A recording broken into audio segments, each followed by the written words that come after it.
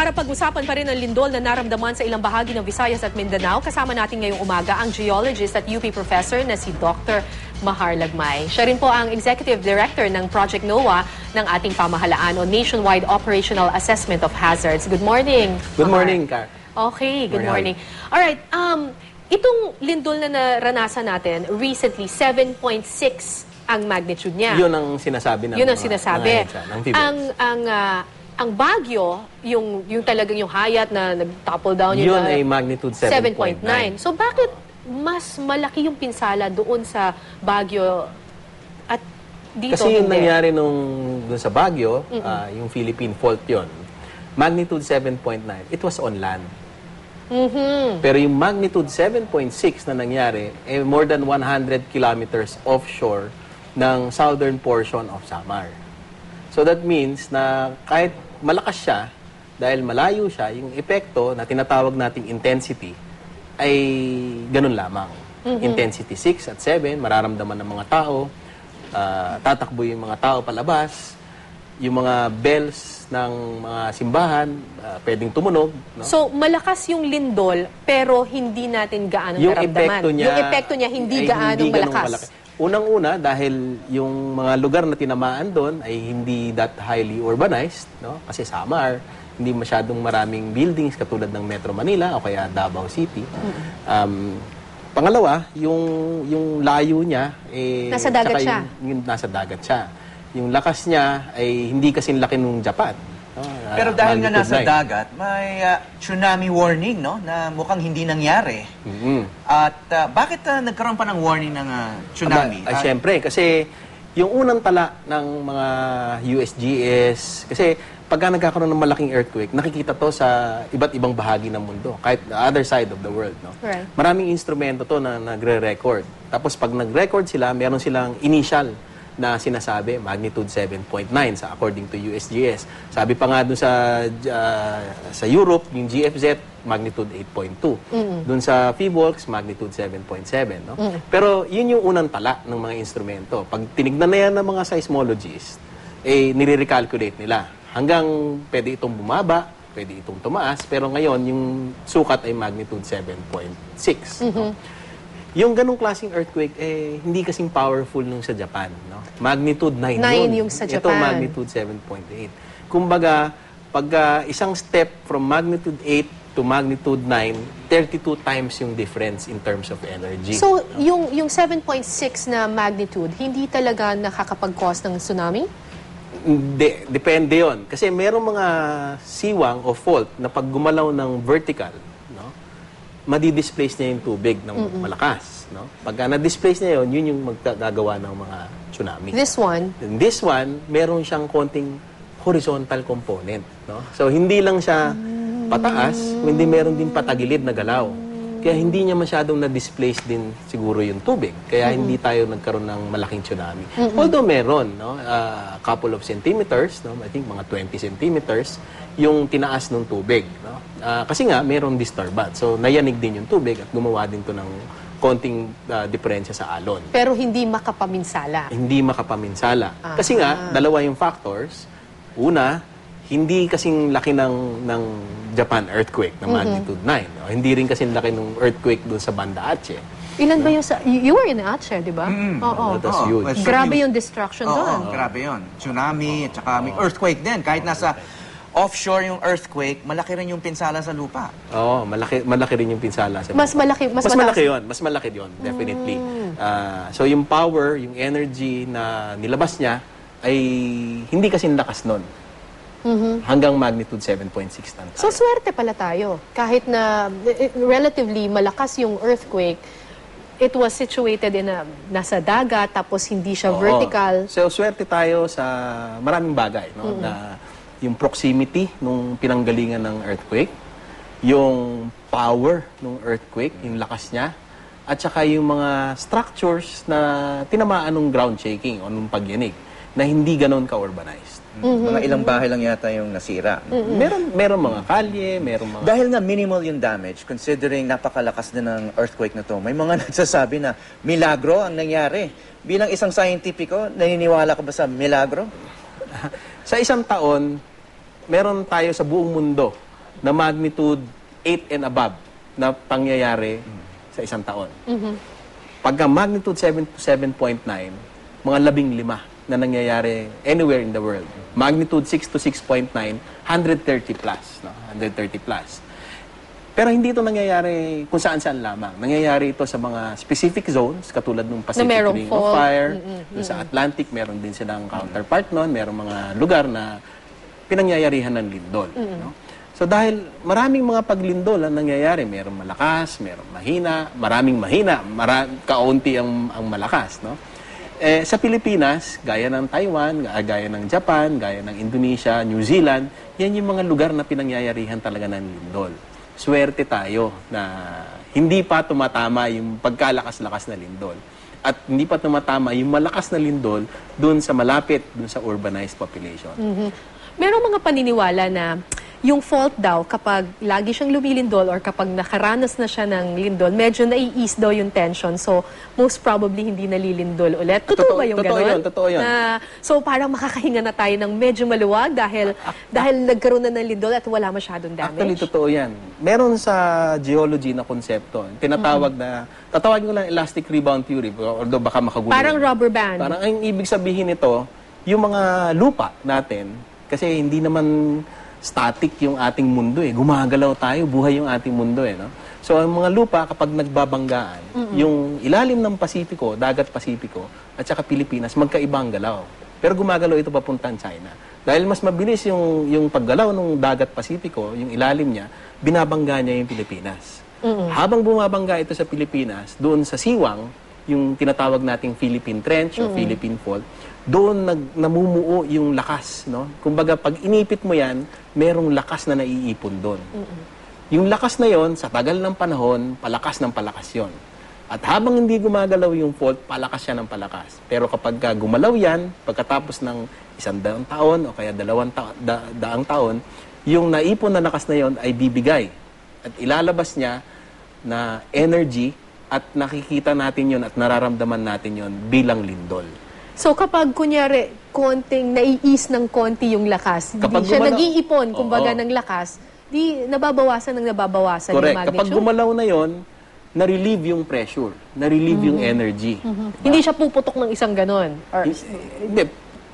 Nangyari na eh. Pag nangyari na, gumalaw na, hindi kompleto minsan yung adjustment, kaya meron tayong foreshocks. Na hanggang ngayon nararamdaman pa natin doon sa Philippine Trench, no? East of Samar. Sa Marikina, Valley Fault, no?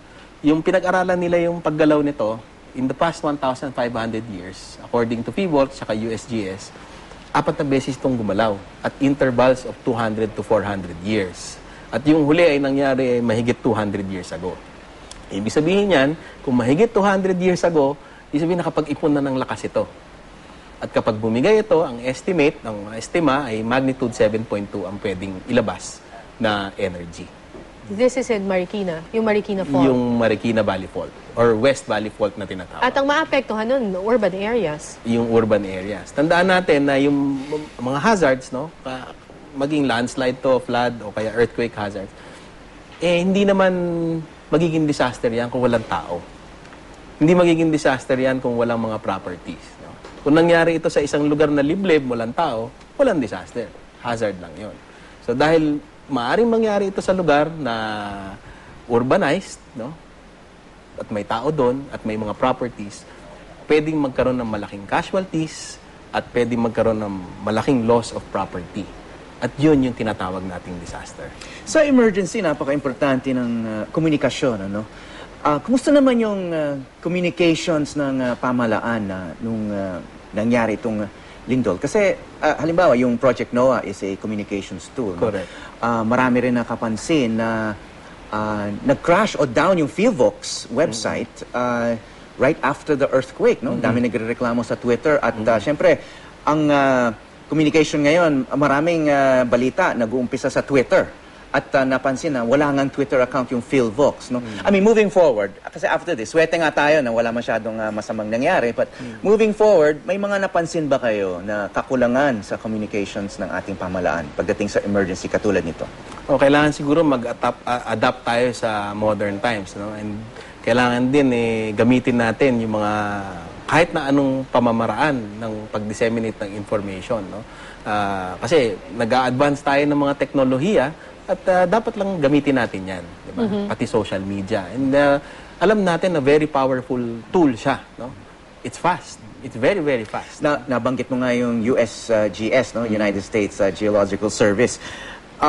Yung isa raw paraan para sa pag-monitor daw nila ngayon, hindi lang yung mga dating instrumento, yung mga seismograph, no? Pero gumagamit din sila ng Twitter. Ibig sabihin, ina-alerto sila kaagad pag may gumamit ng hashtag na earthquake.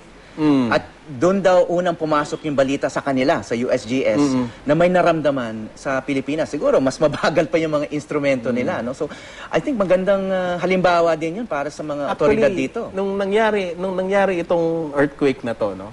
Nagmamaneho ko sa CB Garcia, sa tapat ng Phivolcs. No? May tumawag, sabi, nagkakaroon ng lindol dito.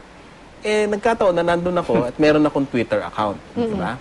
So, pagdating ko doon sa lobby, merong screen doon, merong nakalagay doon kung ano yung magnitude, nag-tweet ako.